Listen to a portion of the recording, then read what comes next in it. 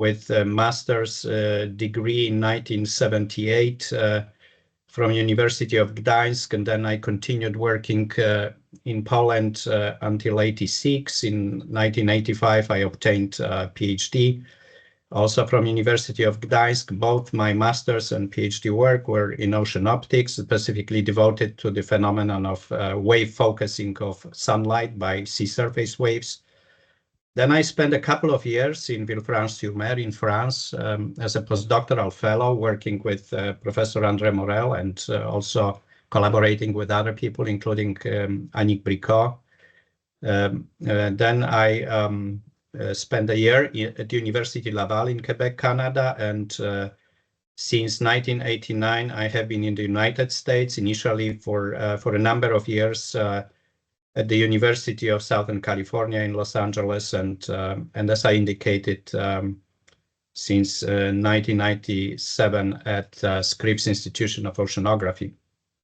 And I have a couple of slides that briefly summarize my research interest over many years of my career.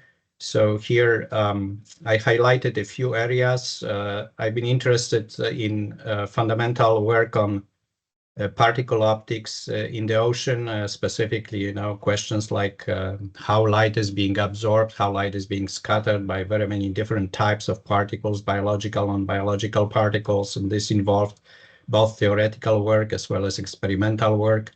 Another area involves field observations of inherent optical properties of the ocean, as well as light fields within the ocean and leaving the ocean. And another areas involve theoretical work of modeling of radiative transfer in the ocean, as well as inverse models, optical models. So that involves both forward optical models and inverse optical models. Also encompass development of algorithms that are find its applications, their applications in remote sensing, specifically satellite ocean color remote sensing. And in addition to these areas, I've been also involved in development of novel technologies. Here are some examples. One example is the development of novel technology to count and size nanoparticles or submicron particles in liquid samples, and specifically in seawater. And this technology has been actually commercialized. It's available for use for oceanography, as well as many other fields where nanoparticle characterization is essential. And this technology has also been patented. And I've also been involved in development of radiometric systems for measuring different features of light fields, such as wave focusing of sunlight at shallow depths, or near-surface light fields in support of ocean color remote sensing instrument, as well as methodologies for measuring light absorption by particles in seawater. So that's kind of brief introduction. And during this 2-week course, you will have an opportunity to learn a lot about the field of ocean optics. So I have just one slide here, which sort of addresses the question, what is ocean optics? In principle, this question sounds like a straightforward question, but in reality, it's not. And the complexity of the discipline of ocean optics is largely associated with the fact that seawater is an extremely complex medium from the optical standpoint, because it contains a great variety of dissolved substances, suspended particles, which strongly alter the optical properties of seawater and light propagation through seawater. And also because these constituents can be of biological origin, are affected by biological processes and very many physical chemical processes. Ocean optics is strongly interdisciplinary science, combining physics, biology, chemistry, geology, and even atmospheric science, because we do have input of particulate constituents from the atmosphere into the ocean that alter optical properties of the ocean.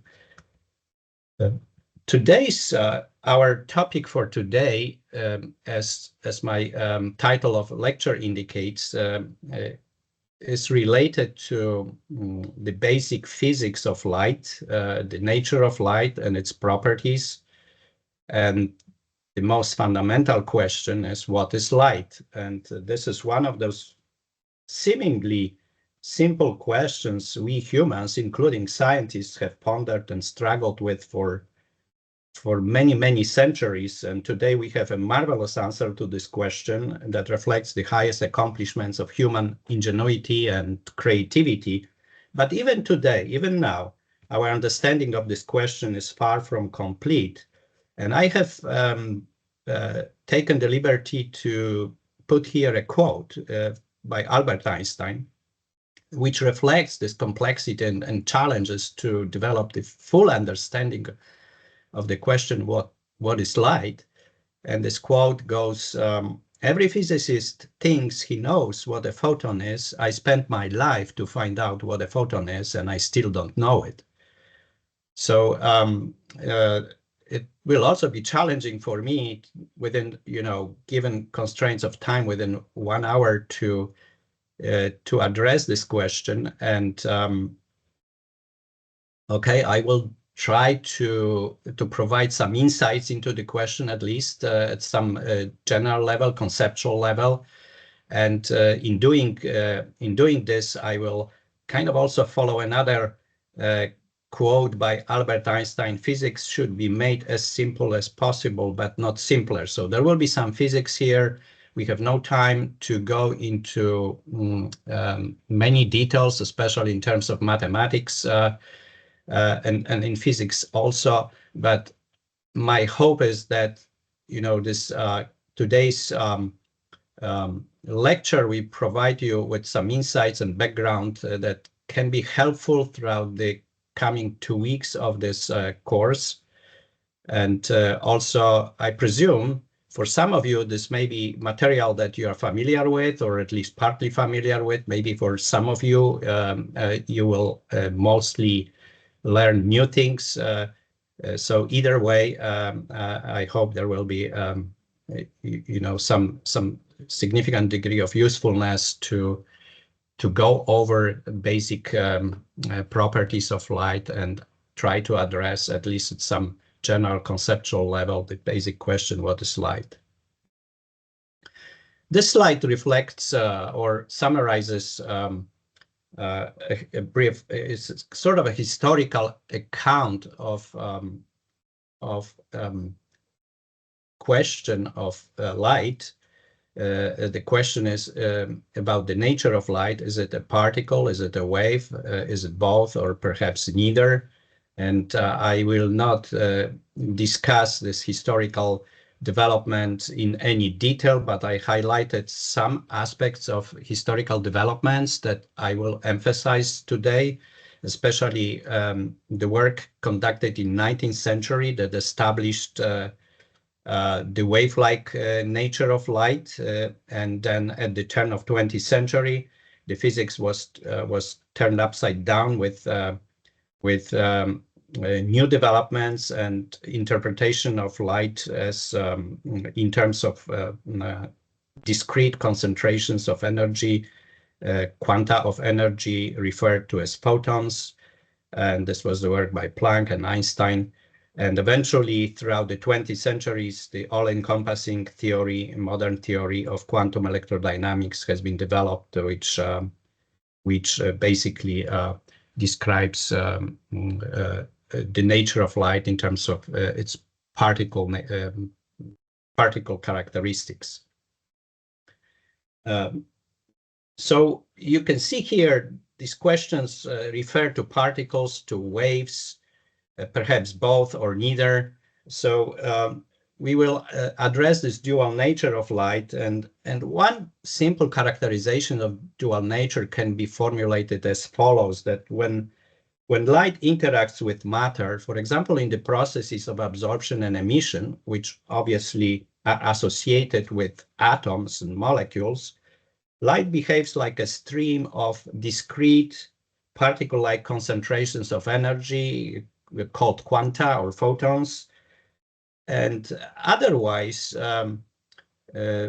this stream of photons appears to propagate in a wave-like fashion. So in other words, a large number of photons within any beam of light appears to behave exactly if they were all dissolved into a sort of a smooth electromagnetic wave. But in principle, there's no such thing as continuous electromagnetic wave. But both concepts can be useful and can explain observable phenomena, and we can use the concept of electromagnetic wave or the concept of particle nature of light with great success to achieve our practical purposes to explain phenomena that we observe. And that's what I will try to convey during this lecture today. So let's begin with the very important experiment that was conducted in 1801 by English physicist Thomas Young. And this experiment is referred to as double-slit interference experiment. So in other words, I am beginning now to describe progress, advances in science that led scientists to believe or to prove, if you wish, that light possesses wave-like features or characteristics. And this double-slit interference experiment played a fundamental role in revealing or the fact that light possesses wave-like features.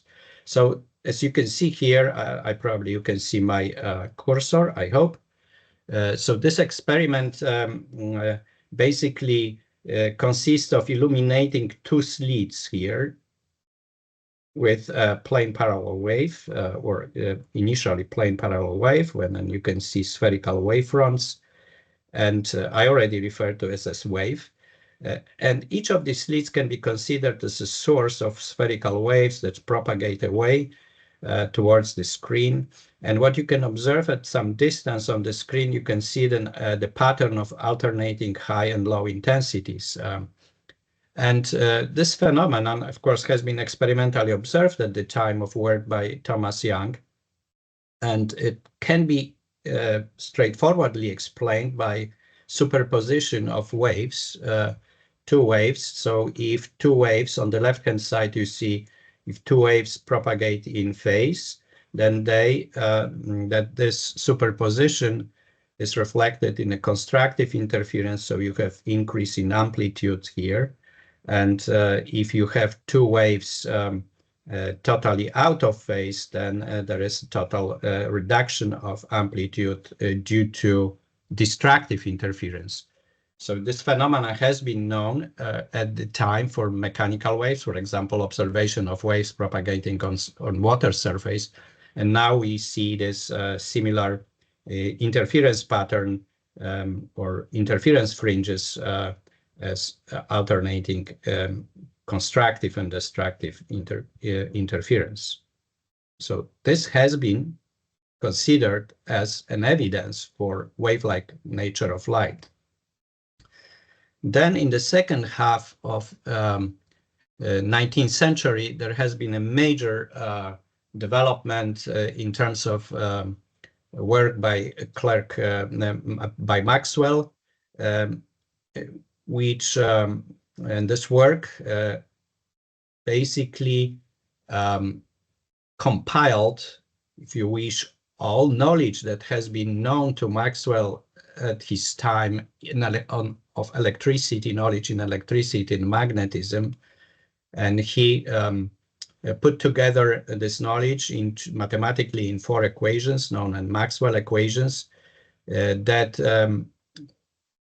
indicated that radiation, light, or other forms of radiation, we'll talk about it, what it means in a moment, can be explained as an electromagnetic perturbation, wave-like perturbation of time-varying electric and magnetic fields, which are coupled to one another.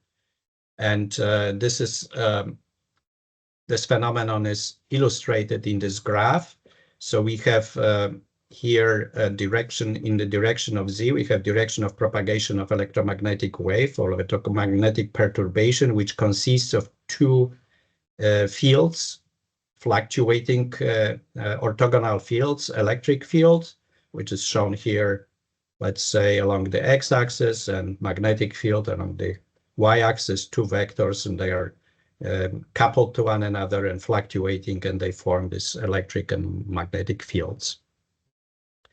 And as you can see here, so if this is indeed an electromagnetic wave, then it possesses several quantitative characteristics of waves, so like wavelength, or if we look at the time domain, this could be a period, or reciprocal of period is frequency. Another important characteristic or quantity of wave is amplitude. So the magnitude of the electric field typically will be considered as an amplitude of radiation or light, electromagnetic radiation or light. And other characteristics is the energy. This electromagnetic perturbation transports energy in the direction z. So in the direction that is perpendicular to both vectors. So in other words, this wave is transverse. It means that this oscillation of electric and magnetic fields are orthogonal to the direction of propagation of energy and propagation of the wave. And there is yet another characteristic that we'll address briefly today, associated with this depiction of electromagnetic wave, is the orientation of electric vector. In this case, it's oriented within this plane, a specific plane here. So it's along the x-axis, but it could be oriented differently. So there is electromagnetic perturbation can possess the property known as polarization, which is associated with orientation of vibrations of electric vector. Okay, we have no time to talk in any great detail about Maxwell equations, but I'd like to at least devote a couple of slides to it at conceptual level, because they are so important in physics. And Maxwell equations are mathematical formulations that essentially answer the question, how is an electromagnetic field produced? And the contribution to this answer has been provided by several scientists who are shown here on the left-hand side. So first of all, we see James Clerk Maxwell, who formulated his four equations based on work in electricity and magnetism by Michael Faraday, Hans Christian Ørsted, André-Marie Ampère, and Johann Carl Friedrich Gauss. And in fact, these equations of Maxwell are being named after these scientists. These equations basically tell us that electric fields are generated by electric charges. So electrons or protons are examples of these electric charges, typical examples. And also, but there is also another way to generate electric field, and this is a magnetic field, or time-varying magnetic field can generate electric fields. Now, with respect to magnetic fields are generated by charges in motion, so essentially moving electrons or currents are source of magnetic fields, but this is not this only source. Time-varying electric fields can also generate magnetic fields. And these four equations are associated, so of course, no derivation here, no time to derive this or talk into great detail. But what I've tried to do in the single slide that put some conceptual geometric representations of these four Maxwell equations. So on the left-hand side, we see illustration of the so-called Faraday's induction law. This is one of the Maxwell equations, which tell us that time-varying magnetic field has an electric field associated with. So imagine here that we have a conducting loop, C, and we are actually, this is an open space, and we are changing a magnetic field through this open area within that encompassed by this conducting loop. For example, we have a magnetic bar moving in and out. So we would see the generation of the current around here. So that's the induction law, which was discovered by Faraday. So time-varying magnetic field generates electric field. On the right-hand side, we have another geometry. So we have, in this case, we also have sort of an open loop, an open area. But in this case, imagine that we have a flow of electrons here through this open area, and so we can have a conducting wire with flow of electrons with electric current. We can vary the electric current. We can turn it on and off, or we can change the direction of flow of electrons. And you can see that in the space surrounding this conducting wire, with flow of electrons, we can generate magnetic field, and that actually was discovered by sort of accident in the lab, where this kind of electricity experiment were conducted, and by sort of coincidence, the compass with magnetic needle was placed close by, and it was observed that this magnetic needle responds to changes in electric current here. So, this tells us that moving charges generate the magnetic field, but there is also another source of magnetic field, which is a time-varying electric field. So time-varying electric field is accompanied by a time-varying magnetic field, and that can be explained. You can imagine a capacitor with two plates, and can be the free space, vacuum between the plates, or can be air. You can charge and discharge the plates of the capacitor.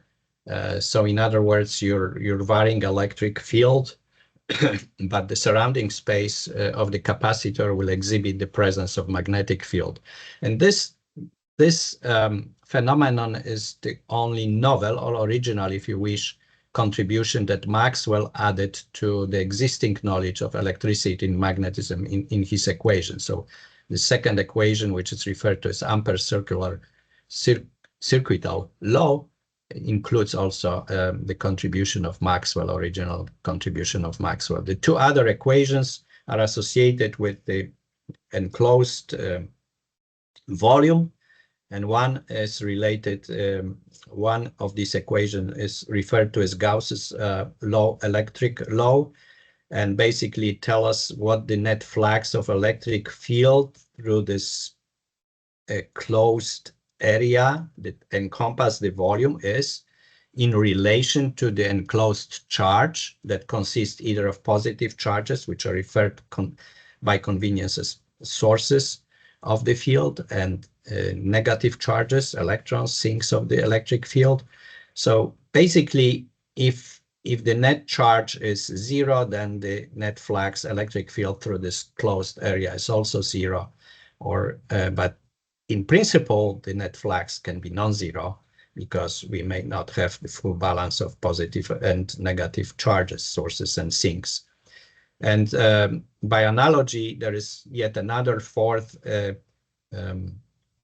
equation that was formulated by Maxwell and is referred to as Gauss's magnetic law.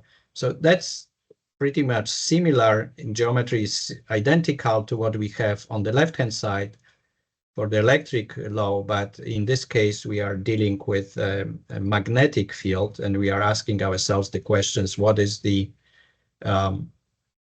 net flux of magnetic field through a closed area? In this case, it's always zero, because we do not have monopoles of magnetic field, so there are no sources or sinks of magnetic field. The magnetic field always sort of consists of magnetic dipoles. So you can, for example, visualize a magnetic bar with two poles, and you can cut it in half, and then cut it in half, make it smaller, cut it in half. It will always have two poles. So far, nobody ever has discovered a magnetic monopole. So in other words, we do not have isolated sources and sinks, and therefore the net flux is zero. And here a little bit of mathematics. So Maxwell equations can be written in several forms, differential forms, integral differential forms. And here I have written the simple version of, probably the simplest version of Maxwell equations in differential form for free space, for vacuum. These equations can be written for material media as well and then become a little bit more complex. But in free space, we do not have, in vacuum, we do not have charges. Yes, and let me first explain what these equations attempt to reflect from the physics point of view.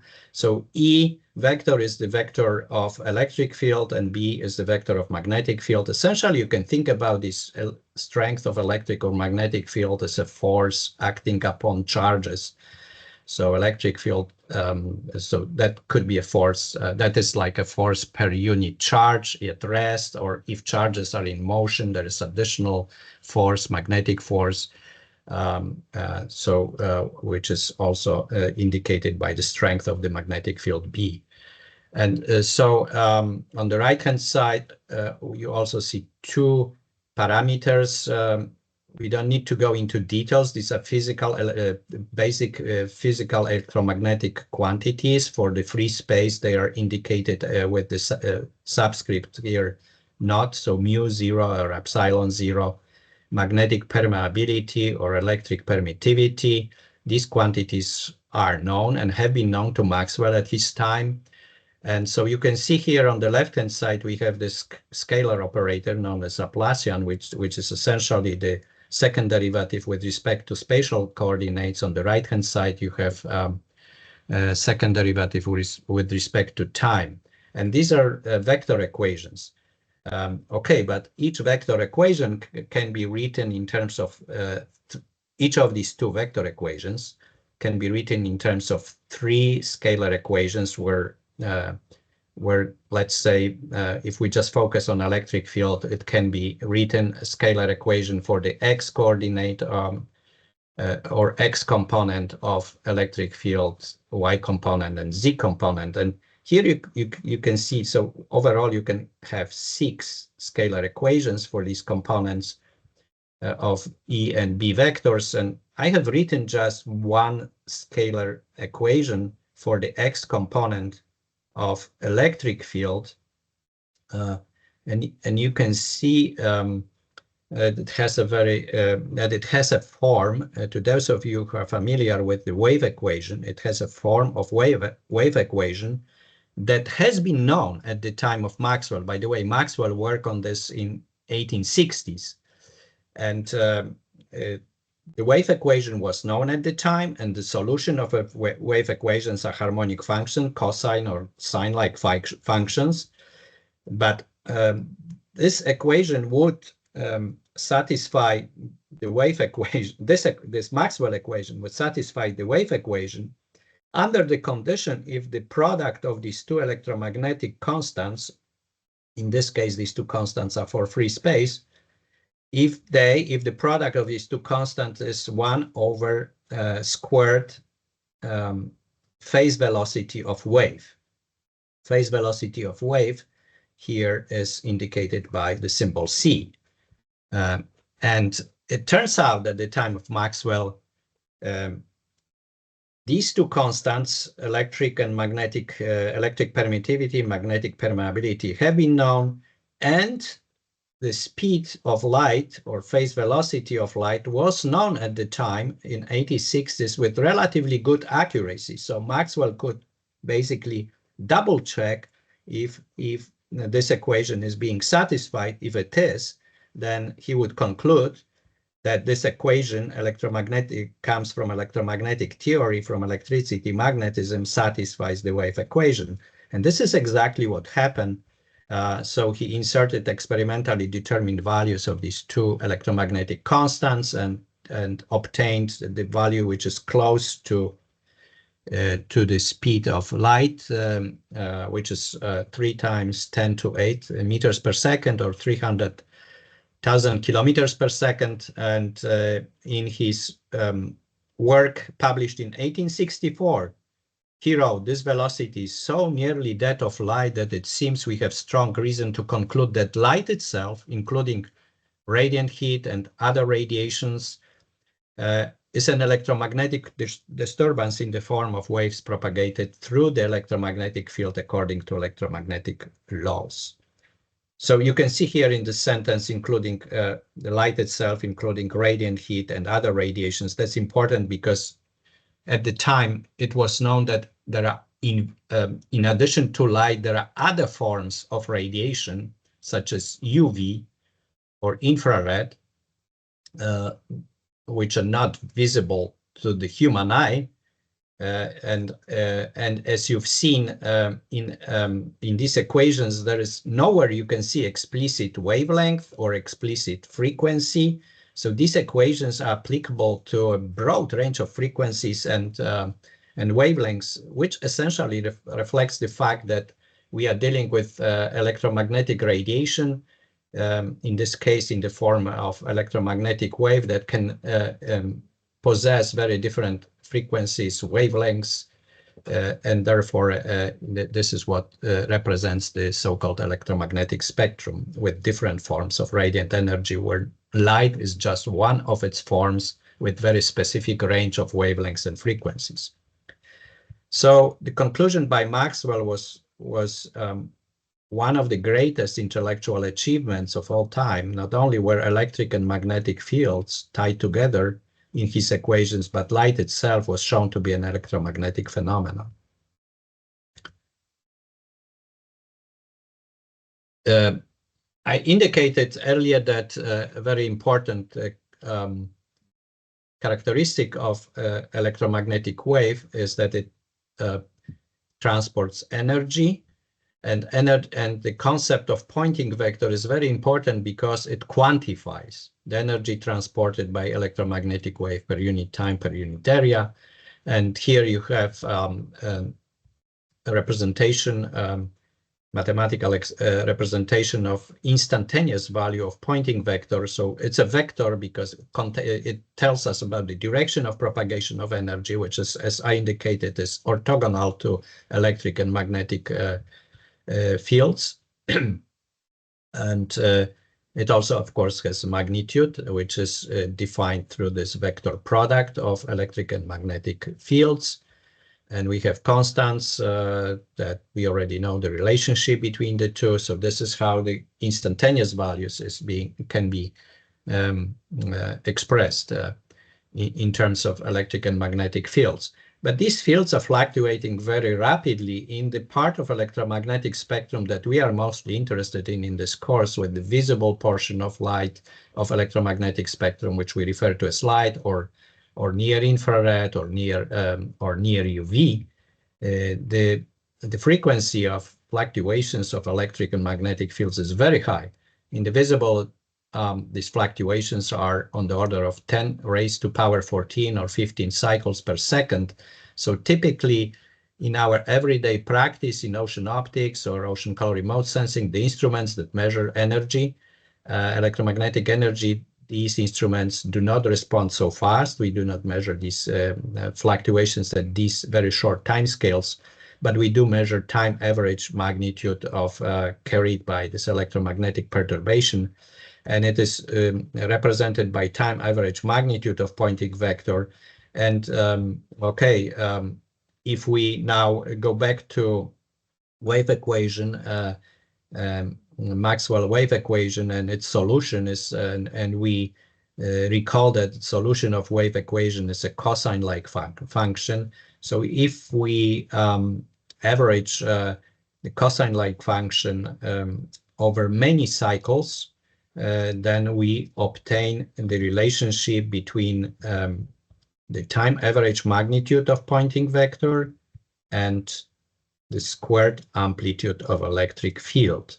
So this is a very important concept, because it tells us that the measurements that we do with typical radiometric instruments that measure light integrated, let's say, over microseconds, milliseconds, seconds, or minutes, they can be interpreted as a quantity that is proportional to the square amplitude of the electric field. And this concept of time average Poynting vector provides an important conceptual bridge between classical electromagnetic theory in physics that I've just tried to briefly review, and radiometry that is so widely used in the field of ocean optics or any other fields of geophysical optics, in atmospheric optics, astrophysical optics. You can just keep in mind this when you will have, in the coming days, you will learn a lot about radiometric measurements in the ocean or from space. So you can think about this bridge the time average Poynting vector provides with the actual measurements that we do and quantities such as irradiance or radiance and the classical electromagnetic theory in physics. Okay, but at the end of the 19th century, when electromagnetic theory enjoyed great success and great respect among physicists and scientists in general, there were a couple of phenomena that could not be explained by wave-like nature of radiation or light. And it's probably not surprising that physics would be turned upside down if because of attempt to advance further further advance an understanding what actually what is actually what the nature of light is, and these two phenomena that couldn't be explained through classical electromagnetic theory, wave theory, were photoelectric effect and also thermal emission of light, which was at the time also mostly discussed in terms of the concept of the so-called black body radiation, which I will discuss in one of my subsequent lectures. But on this slide, I would like to focus just on photoelectric effect and the work that was performed by Albert Einstein and published in 1905. Basically, the challenge was to explain the phenomenon of photoelectric effect, which is graphically illustrated here. So imagine that we have electrode, such as potassium electrode here, which is charged, which has an excess of negative charge, and which is not shown here. We can have an electric field here in the space around, and we have another electrode which is positively charged. So we have a electric potential created between these two electrodes. It could be empty space in between.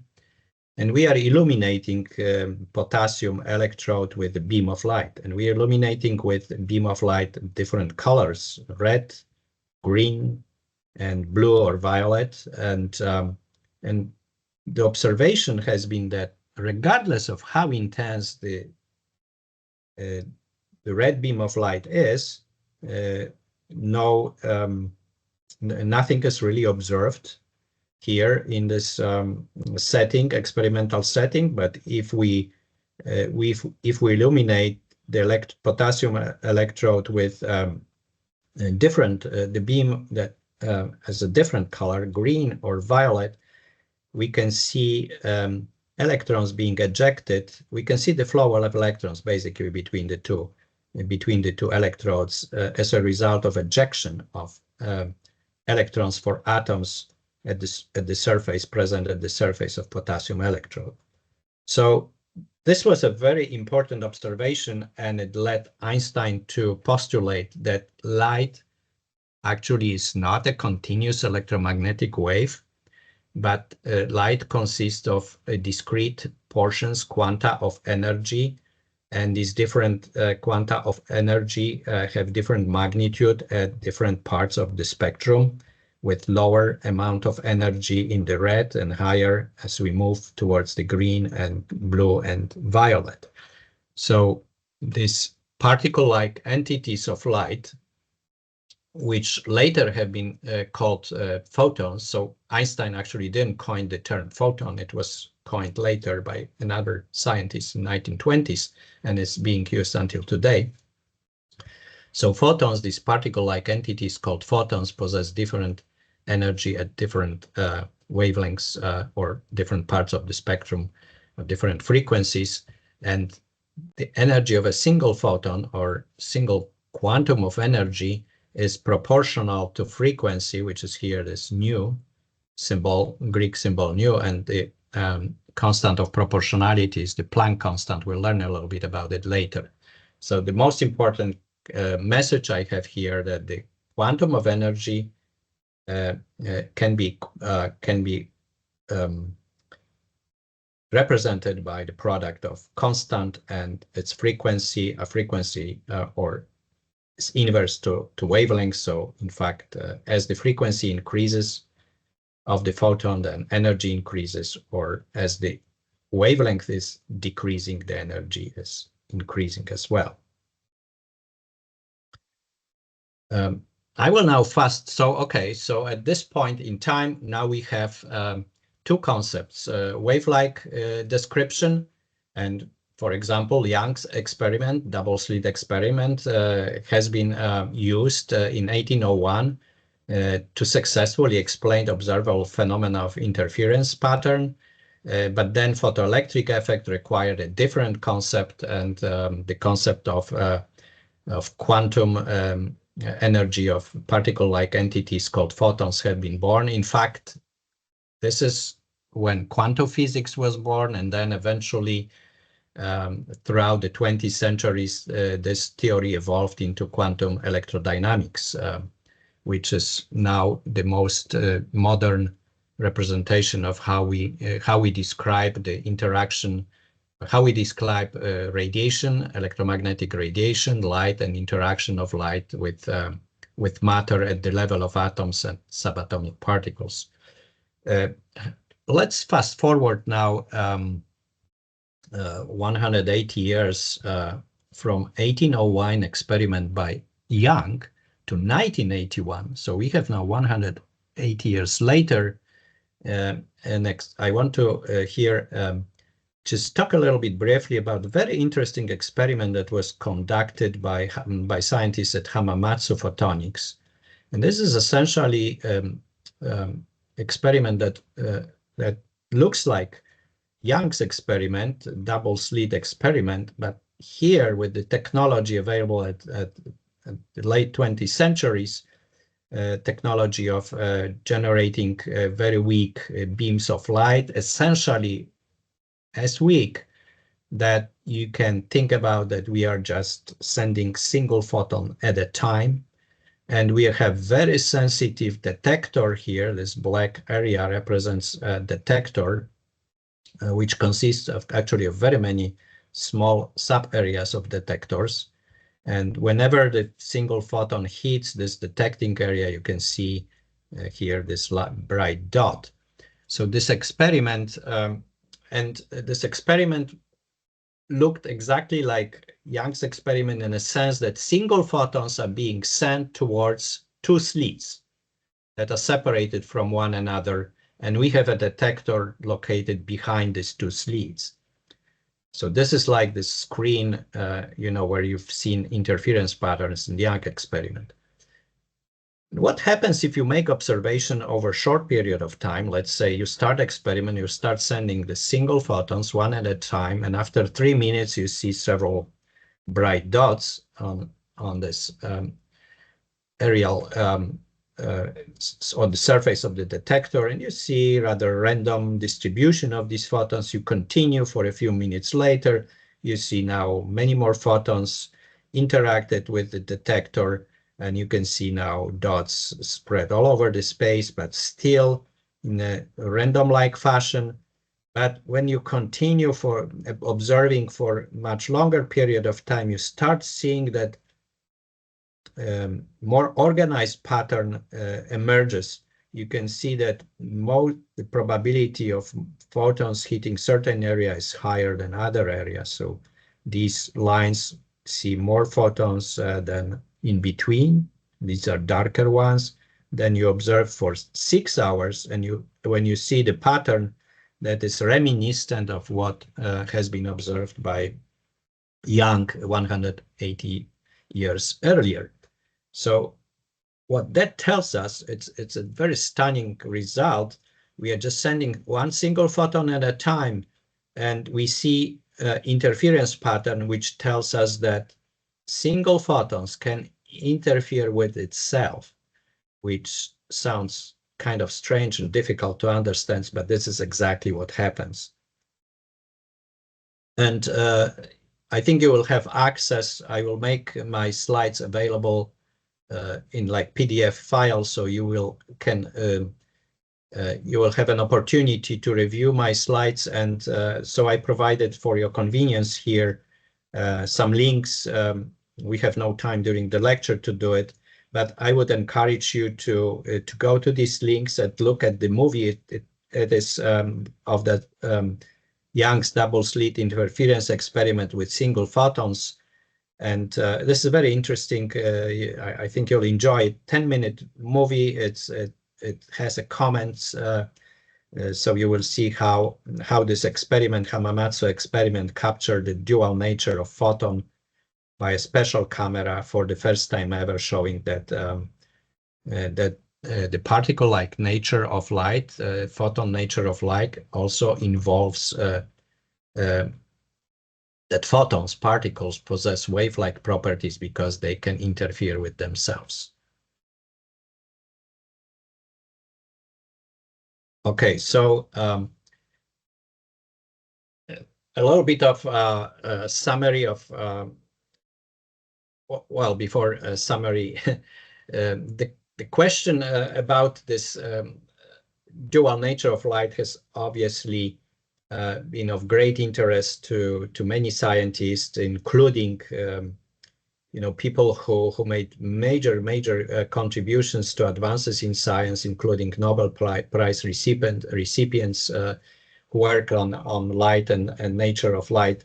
Albert Einstein, who worked on photoelectric effect, wrote, "All the 50 years of conscious brooding have brought me no closer to answer the question, what are light quanta?" Richard Feynman, who was one of major contributors to development of quantum electrodynamic theory, wrote, "Nobody knows what photons are, and it's best if you try not to think about it." And he wrote a very interesting book, the Quantum Electrodynamics, The Strange Theory of Light and Matter. Another quote here from Roy Glauber: "I don't know anything about photons, but I know one when I see one, and a photon is what a photodetector that detects." And finally, another interesting quote by Willis Lamp, also a Nobel Prize recipient, from his work on hydrogen atom. "There is no such thing as a photon, only a comedy of errors and historical accidents led to its popularity among physicists and optical scientists. And it is high time to give up the use of the word photon of a bad concept, which will shortly be a century old." So you can see there's even among very accomplished scientists some differences in opinions. Like Lamp doesn't even think that we should use the concept of photon or the term photon. Nevertheless, both concepts, particle and wave concepts, are very useful, have been very useful. We use them. We can use them interchangeably. I've been using them for my purposes, for doing my science or understanding of physics of light interchangeably. But they both idealized physics models for nature. And light certainly is more complicated and behaves very strangely by human terms, especially this example of experiment which shows that a photon possesses wave-like features and because it can interfere with itself. Other important points, are that position, time, and path are not defined, have no meaning for photons. So photons cannot be localized like electrons or other particles which have non-zero rest mass. Most physicists seem to regard photons as real, but they are careful not to view them as classical particles or waves. They have features of both, depending on what is measured, but they are likely neither. You can say that a photon was created at some point in space, A, and so photons come and light or other forms of radiant energy comes from matter, so they're emitted by atoms, for example, by atoms in a light bulb filament or atoms in external atmosphere of sun. And that it was absorbed, we can say it was created at some point, it was absorbed in some point B, for example, in some particular pixel of detector, CCT detector. But you cannot say you cannot really say, or you can say nothing about how it got from A to B. So whether it takes all possible paths from A to B or filling all space, either way, the photon can pass through both slits of interference filter and interfere with itself. But it's important to remember, I put it in bold here, font, that much of what is said about photons in websites, some physics textbooks, and here in my lecture is overly simplified, can be outdated or just simply wrong. The bottom line is down at this slide. Photons are defined by what they do, not by what they are. So I think it can be important for you to remember that.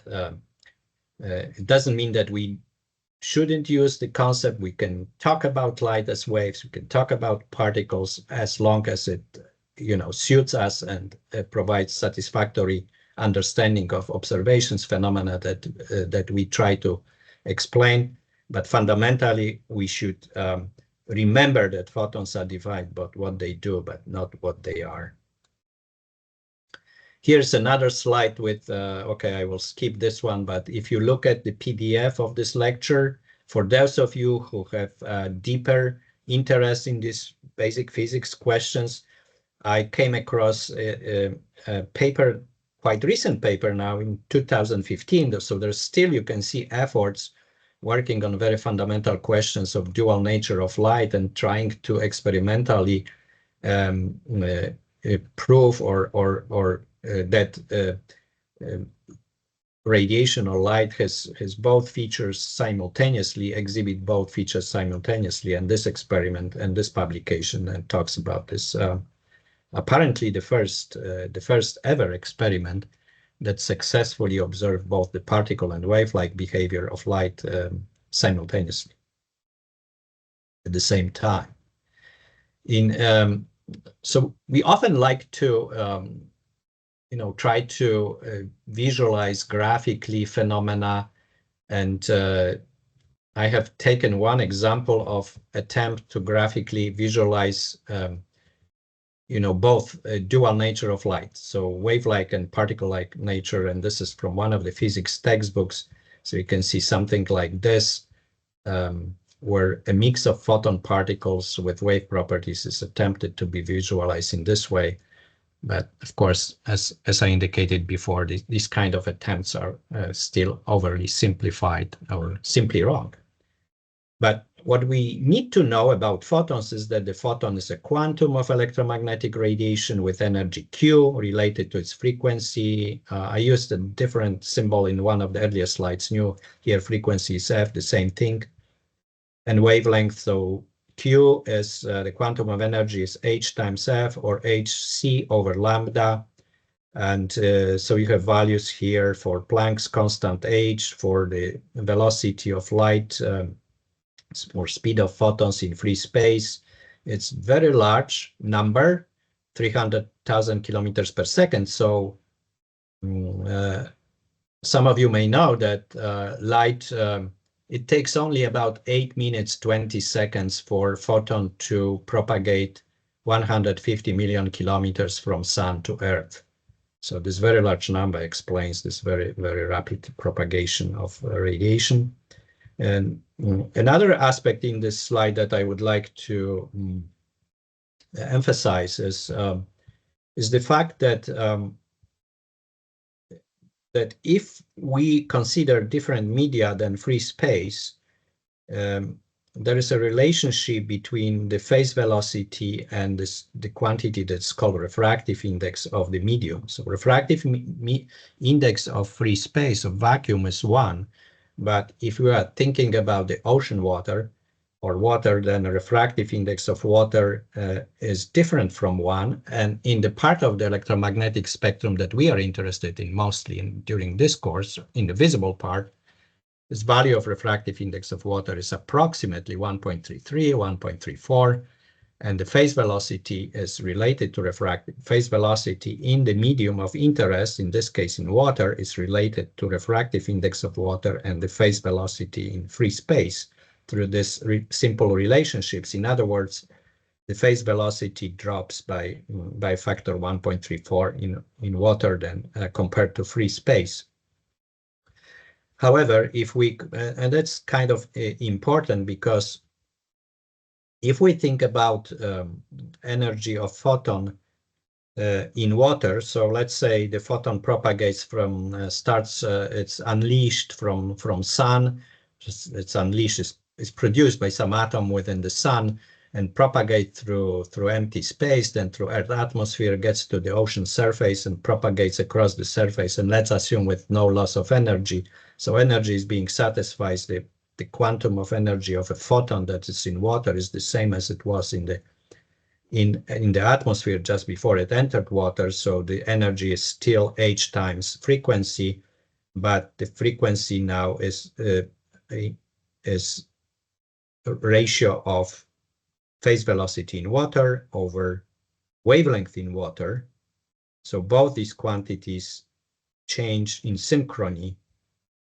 So phase velocity decreased by factor 1.34, and lambda compared to free space also decreased by a factor of 1.34. So lambda in water is lambda in free space over refractive index in water. This is important. You can you've already certainly been, most of you, I suppose, been had experience with literature in oceanic optics, and usually what you see is reference to wavelength of light.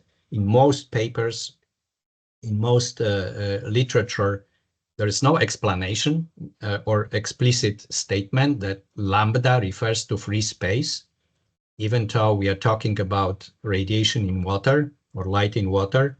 But so it is very important to note that this is very useful for bookkeeping purposes, that we just use, lambda in free space, but we should remember that lambda in water is reduced by refractive index, by the factor associated with refractive index. In some applications, though, it is important to consider explicitly wavelength in water. For example, when you consider interaction of beam of light with particles suspended in water, then it's then this concept, which is shown here at the bottom of the slide, is important, and it will be included in one of my in my lecture on optics of marine particles. And here is another slide that that adds to the previous one one more point. So at the top of this slide, I added, so this is kind of a logical flow, of relationship between fundamental physical theories and our everyday practice in ocean optics here at the bottom. So now we have at the top of everything, we have all-encompassing quantum electrodynamics theory, which represents quantum counterpart of the classical electromagnetic theory, and it gives a complete account of light and matter interactions at the scale of atoms and subatomic particles. And basically, in very simple terms, we are interested just here. I highlighted one quantity, which is the energy. So energy within the realm of quantum electrodynamics, energy of photon is hc over lambda. And if we have a stream of photons, number of photons per unit time and per unit area n, then the stream of photons carries this energy. And of course, if we move across the electromagnetic spectrum, we have different frequencies of different lambdas. So we have to sum up all these energies if we want to integrate radiant energy over a certain portion of electromagnetic spectrum. So both this concept of photons and energy carrying on by photons, as well as time average Poynting vector, provide us some bridge between these fundamental theories and radiometry, and which is actually what we are doing in terms of measuring light in the ocean or in the atmosphere or at the top of Earth atmosphere in the context of satellite remote sensing. Here is the simple representation of electromagnetic photon spectrum. So as you have seen, there are no constraints in Maxwell equations on explicit constraints on frequency, on wavelength. There's no constraint when we introduce the concept of photon and single quantum of energy. There's no constraint on lambda or frequency. They can change over a very broad range. So this is what photon or electromagnetic photon spectrum is all about. So in the top, we have an arrow which shows the increase of frequency from the right to the left. Then we have below, we have an opposite direction, an arrow showing the increasing wavelength. So on the left-hand side, we have short wavelengths, high frequencies. On the right-hand side of electromagnetic spectrum, long wavelengths and low frequencies. And below, you can see these many orders of magnitude of wavelengths going from fraction of nanometer to hundreds of meters or even kilometers on the right-hand side. And different parts of electromagnetic spectrum have specific names. So the shortest, most energetic radiation are referred to as gamma rays, then X-rays, UV from about 10 nanometers to about 400 nanometers. And then we have the range, very, very narrow range within the electromagnetic spectrum from about 400 to 700 nanometers, from violet through blue, blue-green, green, yellow, orange to red. So this is a visible light. This is the range of electromagnetic spectrum to which human eye is sensitive. This is also the range which is being used by plants on Earth to carry out process of photosynthesis that supports life on Earth. And this is also the range of electromagnetic spectrum that propagates quite efficiently, at least some portion of it, through the water column. So this is most important to oceanic optics.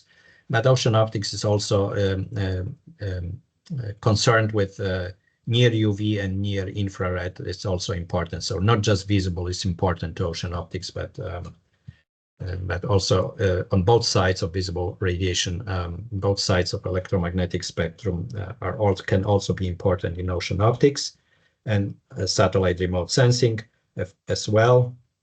And if we go further into infrared and then radio waves, you have much longer wavelengths and much lower frequencies and quantum energies of this radiation.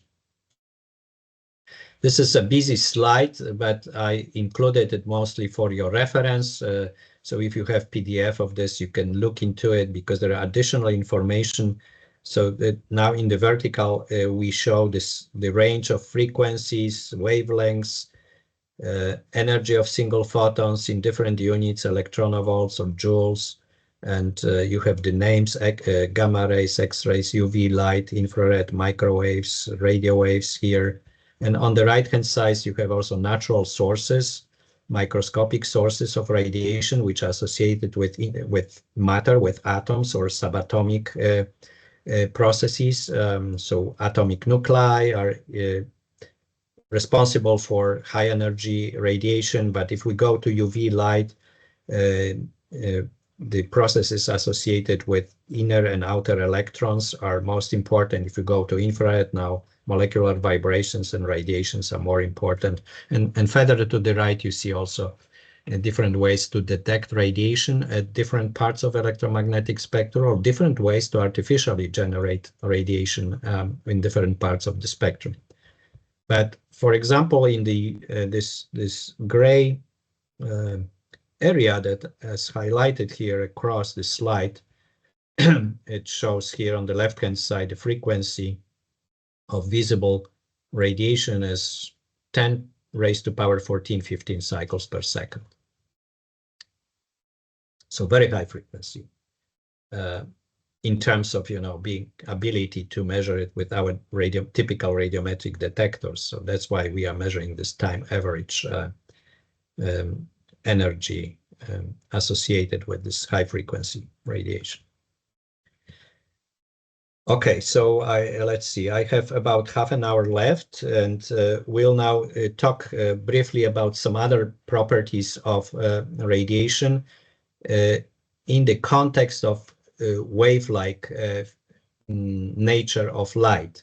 So we will use this concept of wave description of light to address characteristics of radiation that are referred to as polarization. I will talk a little bit about reflection, refraction, and diffraction before we end today's lecture. So here you see visualization of oscillations of electric field. So this vector shows us that electric field oscillates as the electromagnetic perturbation propagates in the same direction, but you can see that electric vector always is perpendicular to the direction of propagation, but it can oscillate within different planes. And if this vector oscillates within a single plane, we refer to this radiation as being fully linearly polarized. If we observe a beam of light in which there is no preferential orientation of oscillation of electric field. So in other words, here you can see observation of, let's say we can observe the orientation of electric field over a period of time. And if probability of observing any orientation is identical, then we are dealing with the so-called randomly polarized light, often referred to as unpolarized light, which is essentially a jumble of random, rapidly changing fields. Rigorously, it's always randomly polarized, but the shorter term unpolarized is widely used, and it's okay.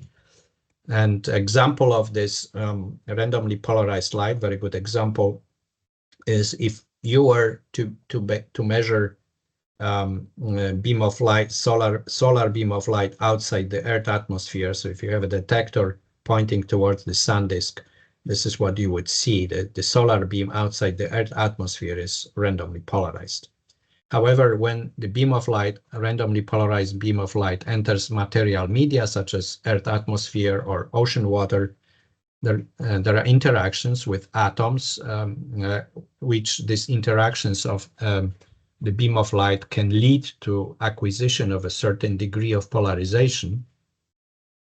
And this can be done, polarization can be achieved through several mechanisms. For example, here is the illustration of mechanism of polarization by transmission. We know it from practical applications, for example, in photography, the use of polarizing filters.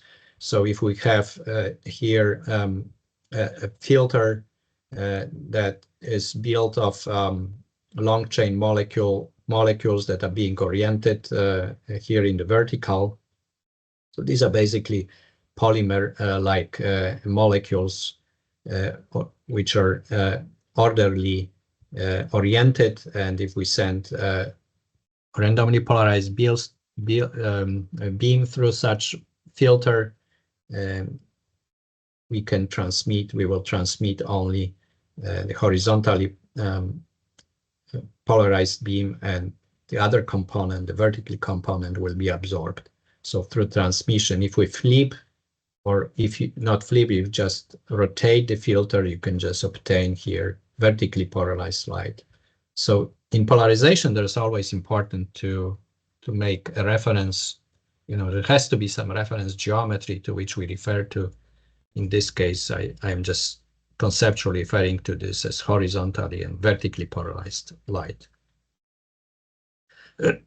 Polarization can occur through scattering. So imagine here on the left-hand side, unpolarized solar beam entering the Earth atmosphere, and here we have an atom or molecule, air molecule.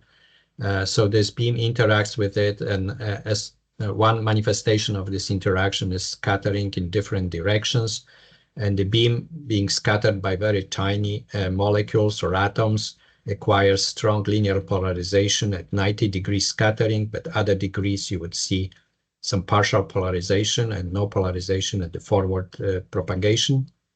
So the point here, main point is that scattering on molecules and atoms it generates high degree of linear polarization at 90 degrees.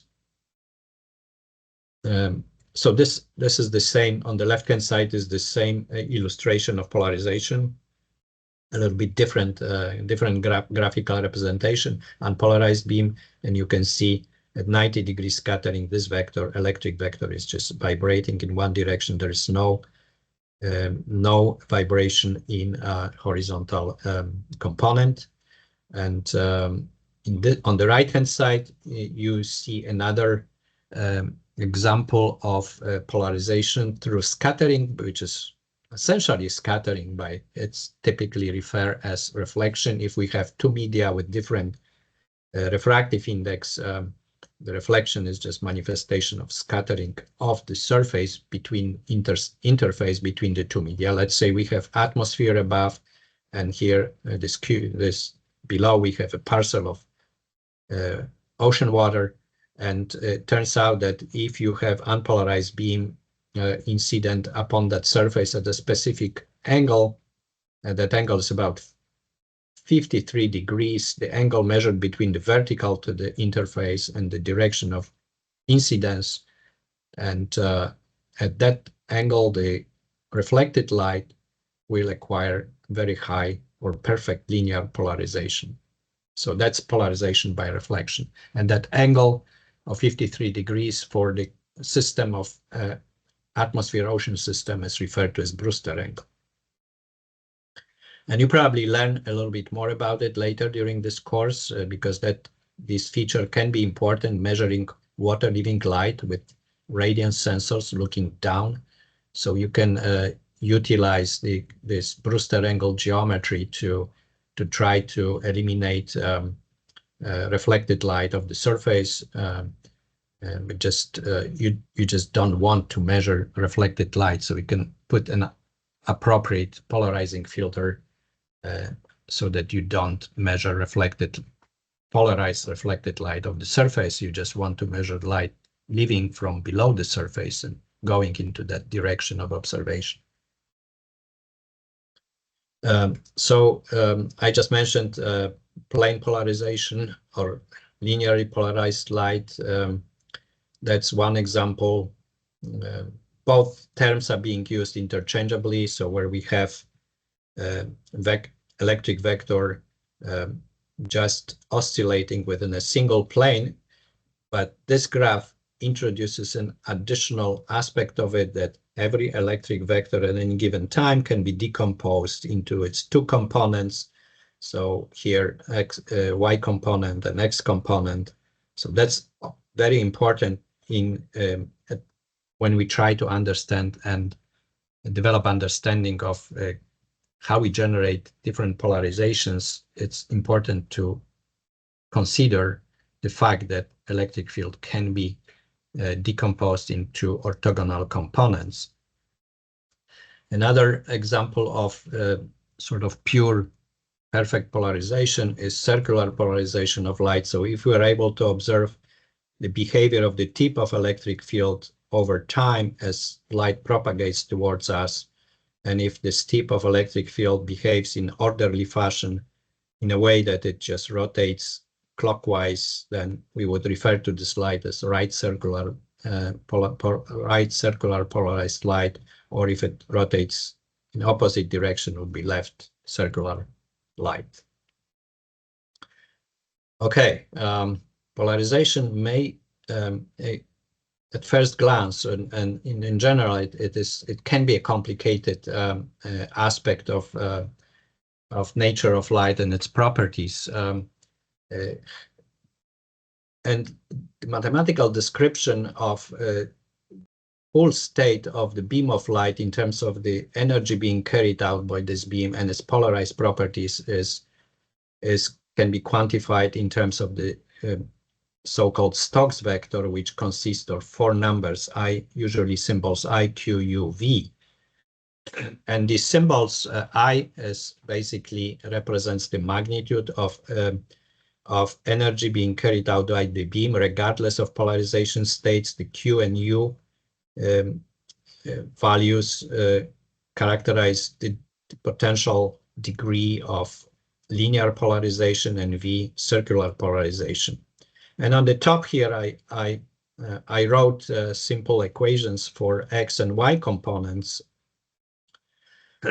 of a wave propagating in the Z direction. So this is a phase of the wave here. And you can see that these two waves, in principle, can have different amplitudes. These two components, X and Y, can have different amplitudes or the same amplitudes. They can have the same or different amplitudes.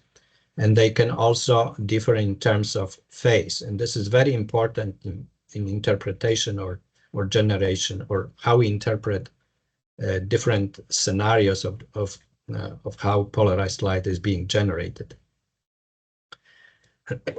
Even though, you know, the formalism is quite complicated, mathematical formalism can be quite complicated for polarization, we can, in a relatively simple way, measure the 4 parameters of Stokes vector and determine whether the light is unpolarized or whether it is polarized to some degree linearly or circularly.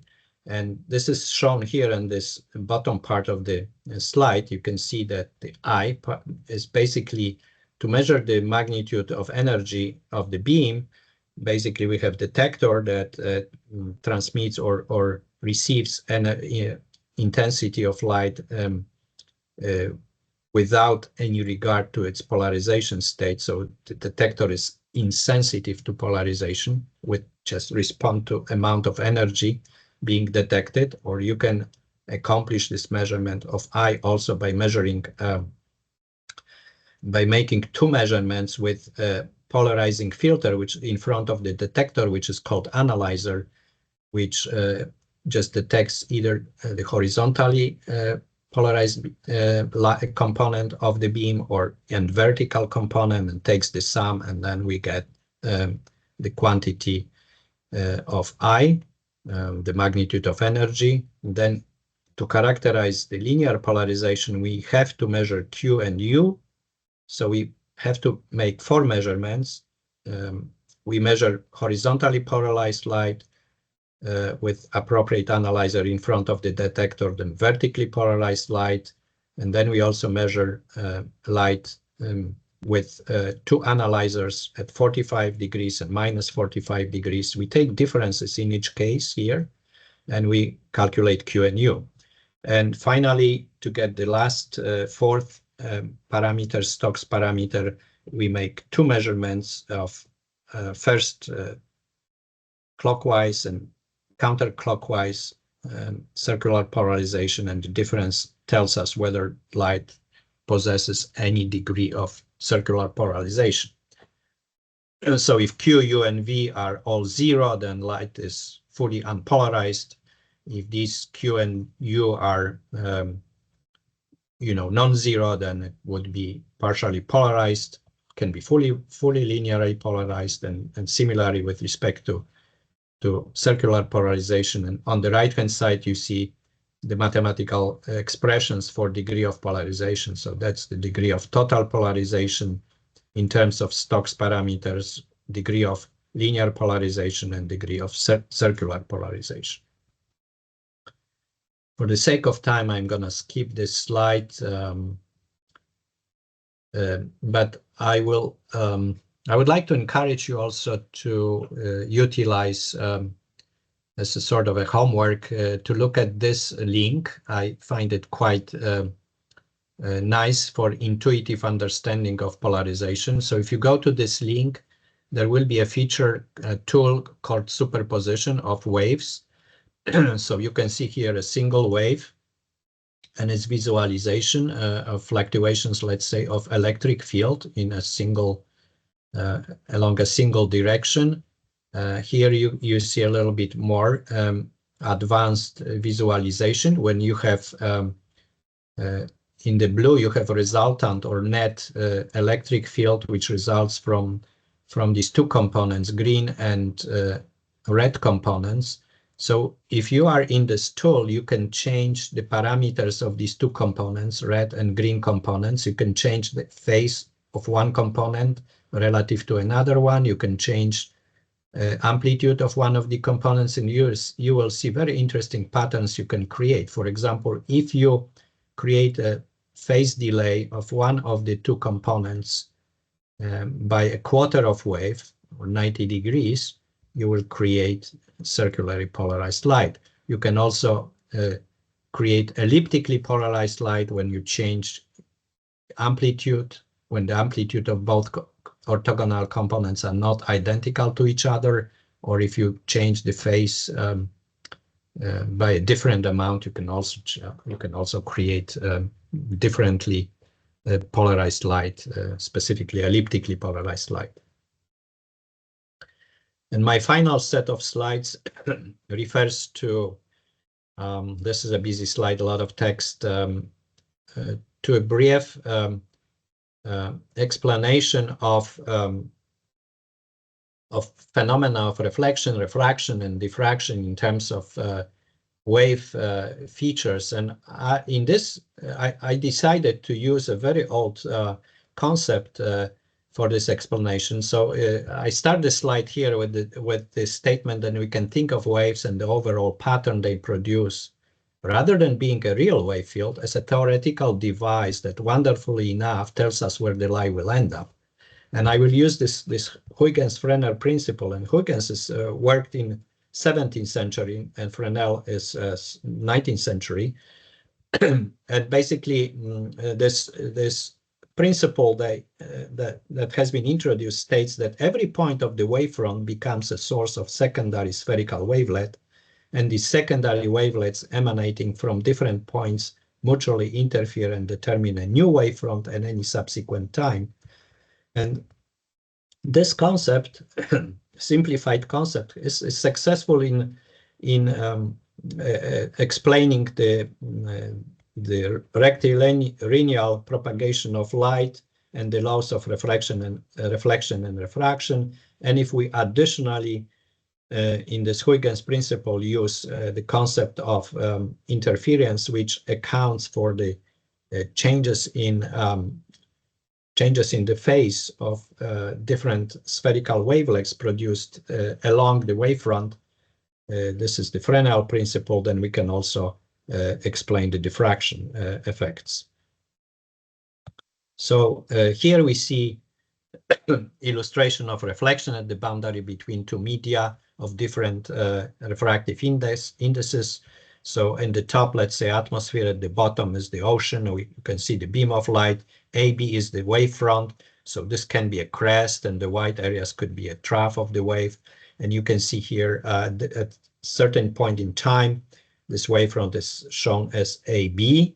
So the point A is now at the interface with water.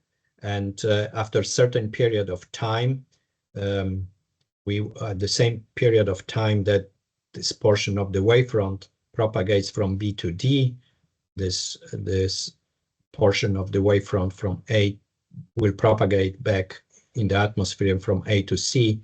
And you can see each point of the wavefront creates here at the interface spherical waves, and they create essentially a new wavefront at the tangential to all these spherical wavelets. So we have a new wavefront CD. So that's the Huygens principle, which is being applied and leads us to conclude that angle of incidence equals to angle of reflection. That's the law of reflection. And the angle of incidence and reflection is measured relative to vertical to the interface. Similarly, we can consider the Huygens principle in the process of refraction and explain why, when the plane parallel wave with these wavefronts propagates in medium with refractive index, lower refractive index N1, so for example, atmosphere, and then there is interface with water, which has a higher refractive index N2, and we can see that the wavefronts refract towards the vertical, so the angle of refraction will be smaller than the angle of incidence. And on the right-hand side, you can see this illustration, how each wavefront or each point here of the wavefront creates this spherical wavelets according to Huygens principle that propagate forward, and how we create the new wavefronts by tangential to these small spherical wavelets. And you can see now that the direction that is perpendicular to the wavefronts in water tells us the propagation of light in water. And essentially, the relationship that tells us how angle of incidence in air, I, is related to angle of refraction in the second medium in water is expressed through the Snell's law, where we have the product of refractive index in air times angle of incidence equals to refractive index in water times sine of angle of refraction. And this can be applied in both directions as well, this Snell's law, if we go from water to air as well. And in water, the angle of, in air, refractive index is very close to 1. You can, many applications, you can assume it is 1. In water, within the electromagnetic spectrum of most interest to us, is about 1.34 or 1.33. And this is the third or fourth animation or site that I would encourage you to look at. So I will just skip it. If you look at this animation, it's very intuitive. You can you have certain buttons, you can start it, but I find it very nice illustration of how processes of reflection and refraction are being explained in terms of Huygens principle. You can choose here refractive index for medium 1, the yellow part of the graph, then refractive index of this medium 2, which I chose here, 1.34, angle of incidence, 45 degrees here, so that's angle of incidence, this is the black line. And then you will see through a sequence of steps, you will see how this Huygens principle works. I just captured screenshots. You can see that it gets pretty complex, but if you go step by step, you will see how these wavefronts and Huygens principle, these spherical wavelets are being visualized, and they visualized in terms of wavefronts, reflected wavefronts and refracted wavefronts. So it's nice intuitive explanation of this phenomena that we observe in terms of wavelength description of light. Another important aspect is internal reflection I want to mention. So if you have light propagating from water into air, if the angle of incidence is beyond a certain critical angle, then all light is being reflected and remains in water. And this can be calculated from Snell's law, and this angle is about 48 degrees. And its calculation is shown here. And this has important implication, because if you're underwater and look upwards, then you can see the so-called, if the water was perfect, water surface was perfectly calm, you would see very bright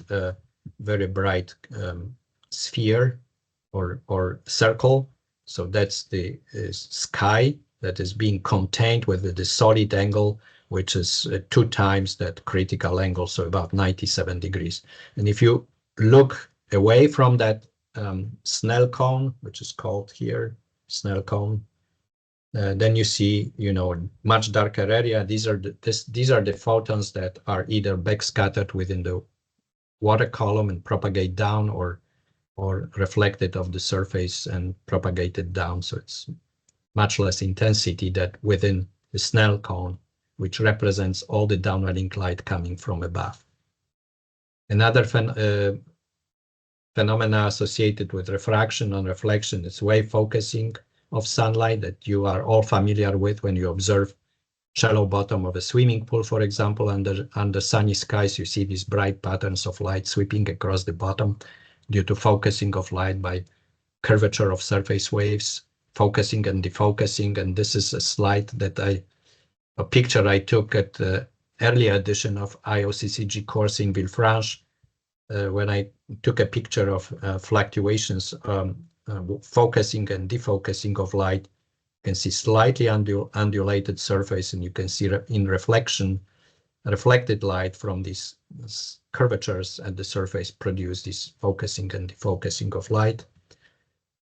A couple of comments about the refractive index.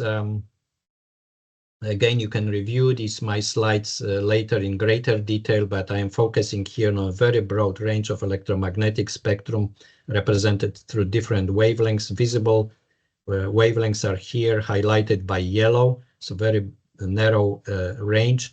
And this lower line, N, is refractive index, and you can see refractive index in the visible part of the spectrum is has values of about 1.34, but it's not constant. It's slightly increasing towards shorter wavelengths. It's dependent on wavelength slightly, so it's slightly higher at shorter wavelengths than longer, but it also depends a little bit on temperature, salinity of water, and pressure.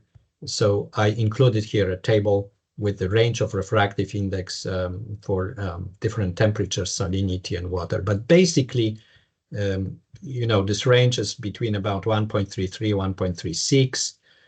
So variability less than 3% over the very broad range of temperatures, visible wavelengths, and salinities, and pressures. So oftentimes, for practical reasons, we assume a single refractive index. But as I mentioned, refractive index is slightly dependent on wavelength, which is called dispersion effect. So the blue light will be refracted a little bit closer towards the vertical as we go, for example, from atmosphere into the water, and the red light will be refracted a little bit less. So there will be a slight difference in refraction. Couple of final slides. I think I'm almost, I'm 1 minute, I think, over, but if you allow me 2 minutes or so. Diffraction. What is diffraction? If we have a plane parallel wave, again, I'm using wave concept, incident upon aperture. Again, you can use the Huygens principle. Each point of the wavefront here along the aperture is a source of these spherical wavelengths. According to Huygens principle, they propagate and they create new wavefronts. And you can see there is a spread of light away from the aperture, so there's no sharp shadow behind these barriers here. So in other words, the diffraction is the manifestation of bending of light as it propagates near edges of apertures, or if the light propagates around edges of an obstacle. This could be a particle suspended in seawater. You also observe the diffraction effect, which is very strong in forward directions. So diffraction manifests mostly at angles, a few degrees, maybe up to a dozen or so degrees. And it's basically a bending of light behind the obstacle or aperture. Here you can see animation visualization of light propagating through the aperture. So you can see here the areas where you have higher intensities and in between lower intensities in different directions. If you take a closer look at this, you can see also that diffraction pattern, if we measure light intensity at some distance away from that aperture or away from the obstacle, if this was, for example, a particle rather than aperture, the identical pattern would be observed. But the pattern depends on the size of that aperture relative to wavelength. And you can see if this size is small, then you can see a wider spread of light. But if the size of the aperture is smaller, the spread in different direction is more limited.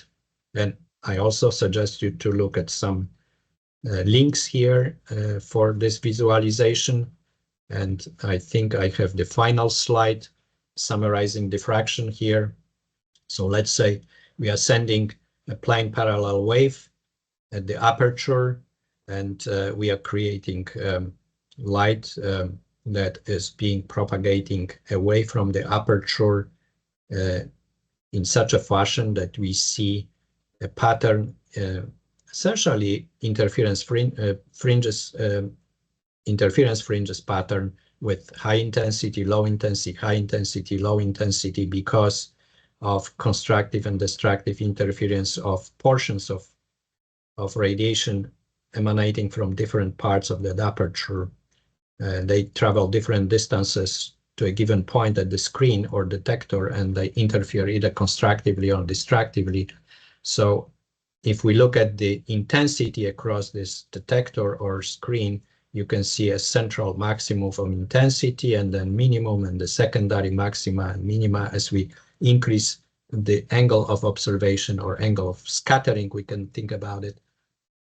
And if we have a very small object here, aperture or particle relative to white wavelength, this central maximum will decrease sharply. It will be narrow. If we increase the size of particle or aperture, the central maximum becomes broader. So with this, I would like to conclude, and thank you for your attention, and